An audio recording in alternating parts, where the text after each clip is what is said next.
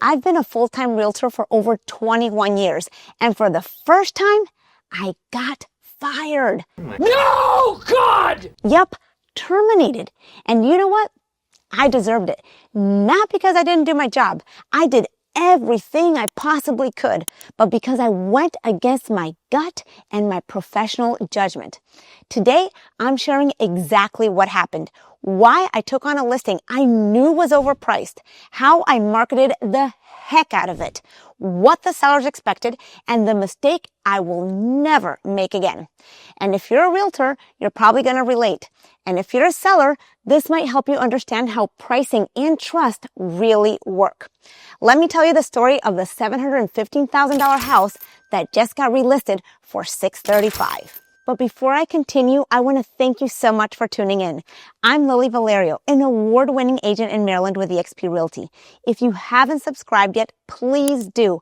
I'm on a mission to reach 2,000 subscribers, and every single one counts. Your support means the world to me. Okay, so here's what happened. I got a call from a potential seller who asked me to evaluate their home. They hadn't even had me out yet, just wanted an online opinion. Fortunately, they bought their home only 3 years ago, so I could easily pull up the listing photos from when they bought it. I asked if they had done any updates since then. The answer, they did a few light fixtures. They swapped the gold, what are they called? The doorknobs for black. And they replaced their shower door for a nice glass shower door, like those frameless ones in the primary bathroom. So that was it. I ran comps and I saw the consistency of the homes selling in the neighborhood. Similar in style, layout, and size. They were all selling between $625,000 and $650,000. There were 2 sales in the neighborhood that hit the $715,000 mark, but those were full gut renovations, open concept, top to bottom luxury remodels, dramatic ceilings, magazine-worthy finishes. Not even close to what I was evaluating. So I sent them a clear breakdown with comps and pricing analysis. I told them directly, your home is not worse than those 2 for $715,000, but it's just not comparable. They were very kind, very pleasant people. The house was nicely decorated, Pinterest-style decor, clean, smelled great, comfortable temperature, a beautiful flat backyard, lovely curb appeal. And then they said something that gave me a pause. They said, all the other agents, Lily, that we interviewed said it could sell for $715,000. And in my head, I'm going, wait, what? Am I missing something? Do they know something I don't? That little seed of doubt was planted. So they invited me over, and after seeing it in person, I told them I was still more comfortable at $650,000, but I could sense the good vibe the house gave me, so I said I wouldn't be opposed to $685,000, but that's the max. The next day, they reached out and asked if I'd take on the challenge of listing it at $715,000, and against my better judgment, I said yes. I took the challenge. I knew the comps didn't support it, but that tiny 2% of me thought, maybe, just maybe. So we listed it at $715,000 and I got to work. I gave this listing everything: professional photography, target marketing, geofarming, calling agents, video updates, metric reports, staging suggestions, and I was available every time they texted or called. I even found myself babysitting the showing agents, confirming appointments, calling them when they were running late, reminding them to lock up, because the seller had a 1-year-old and had to step out for every showing. And with the brutal summer heat, she was either driving around aimlessly or pushing a stroller in really uncomfortable weather just to accommodate these showings.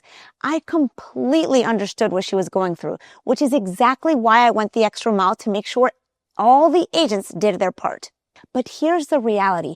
Every new listing that came up on the market nearby was priced right from the beginning at $650,000, $635,000, or $625,000, and those homes were flying off the market. There was one at $685,000 that was larger and a more desirable model that sold before us and quickly, but because our high price and less desirable model made that one look like a deal.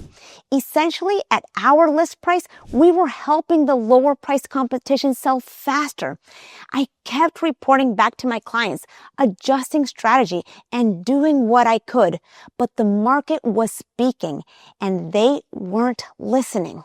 Eventually, we dropped the price to $700,000, but it still wasn't enough. More homes were coming on the market, priced at $650,000 or lower, and they were moving. At that point, I decided to call my sellers. They had been incredibly gracious, very appreciative of everything that I was doing, and truly kind people. I didn't want to drag this out just because I technically had another 45 days left on the listing. From the beginning, the seller had told me that if the house didn't sell, he would consider renting it out. He had a great interest rate, and I get that. Owning a rental with a really low interest rate like that can be a good investment. Though let's be real, and I told him this too, that being a landlord is not as easy as some people think. So I made the call because I wanted to walk them through all their options. Again, I knew I still had more time in our agreement, but we weren't going to get anywhere unless we made a real move on price, because everything else around us was coming on the market for way less. It was up to them, but I wasn't going to sit on a listing just to have it, because that's just not the way I work. I told them flat out, $650,000 would be the absolute max, and even that was pushing it. I told them we can cancel the agreement. I'm totally okay with that. No hard feelings. But they agreed, and they added one more condition. They didn't want to pay a buyer's agent more than 1.5%. This was their absolute lowest they would take. So we made the price adjustment, and right after that, the sellers left town for the weekend, and they didn't want any showings. They had some security concerns that I understand. They were hesitant to allow showings while they were away, worried that these buyer's agents, might not lock up properly or turn off all the lights. I had showings lined up, but they were declined because of those concerns. And unfortunately, I lost that critical momentum the first weekend at our new true market value price, where we honestly should have been 75 days earlier. And once you miss that first window of serious interest, it's really hard to get it back. The following week, 4th of July holiday, the whole market slowed down. I still had 3 interested agents, but their buyers needed closing help, and I couldn't negotiate below the seller's bottom line. I tried everything. I was working this listing while on vacation, because I just don't stop just because I'm traveling. My clients are counting on me, and I take that to heart. That's why I'm always accessible, and I was during this time as well. But then, on vacation, I got the email. They were terminating the agreement. Their reason? We feel like there was no real attempt on your part to go after the sale. What? Are you kidding me? Nope, not kidding. But I didn't argue. I didn't try to defend myself either. I just let it go, because truthfully, I wasn't mad at them. I was mad at myself. I'm the professional. I know how to price a home. I know what the market is doing, but I let that 2% of self-doubt override what I knew to be true. I didn't listen to my gut. And I think what stung the most was how much of myself I poured into this listing, not for the money, but because this is my craft. This is my name. My love language is appreciation.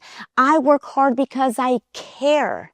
And just a few days after the termination, I saw the listing relisted at $635,000, exactly in the range where I said it should have been. And yes, at that price, it's finally aligned with the market, and now it has a real shot at selling. Because sellers, I want you to understand, when your agent tells you the truth about pricing, they're doing you a favor. The market doesn't care how much you paid, or your new front door, or how amazing your backyard feels. It cares about value. And buyers, they're smart. And agents, don't ignore your instincts just to please a client. I did, and I paid the price. Literally. Agents, let me know in the comments, have you ever taken a listing against your better judgment? Or had a seller who thought a paint job and some new fixtures justified a $70,000 premium? This is the business. There's emotion, there's psychology, and sometimes there's just letting go. If this resonated with you, give it a like and subscribe for more no-fluff real estate stories and lessons from the field. I'm Lily Vallario, and this was the story of the $715,000 listing that proved me right after it was too late. Thanks again for watching, guys. See you soon. Bye.